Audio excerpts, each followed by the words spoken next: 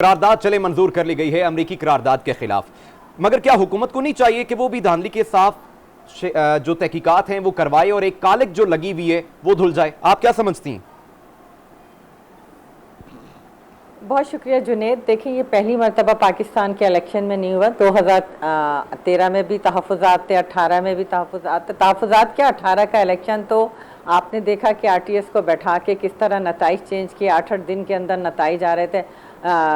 लियारी में अगर कराची के अंदर इलेक्शन हो रहा, जो कि इलेक्शन कमीशन से सिर्फ 10 मिनट की मुसाफत पे वहाँ का इलेक्शन जो है 6 दिन के बाद आ रहा है, तो पूरी कौम ने देखा था कि वो इलेक्शन को किस तरह मैनेज किया गया था, किस तरह उसके बावजूद जब सीटें पूरी नहीं हुई तो किस तरह जहांगीर तरीन के जहाज़ को भर भर के लाया गया और फिर लोगों की जो वफादारियां थीं उसको तब्दील कराई गई। तो उस वक्त अमेरिका ने इनके खिलाफ करारदाद पेश नहीं की थी, जब तमाम पॉलिटिकल जमातें जिसमें PMLN, JUI and other parties जो है वो पार्लियामान में आने को तैयार नहीं थी।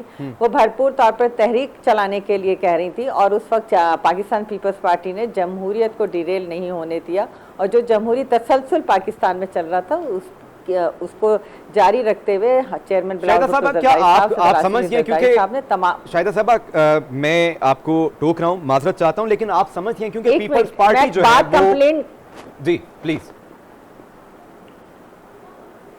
देखिए, तो जब इनको तकलीफ नहीं हुई थी अमेरिका को, आज जबकि इलेक्शन जब हुआ और इन लोगों ने जिस तरीके से इंटरनेशनली, क्योंकि इनका खमीर वहीं से उठा था और आपने देखा कि ये जो 2011 में दुबई में जो कुछ लंदन प्लान बना, उसके बाद अमेरिका ने इनको मुकम्मल सपोर्ट की, यहाँ धरने दिलाए गए, जिस तरह से हुआ, फिर 18 का इलेक्शन हुआ।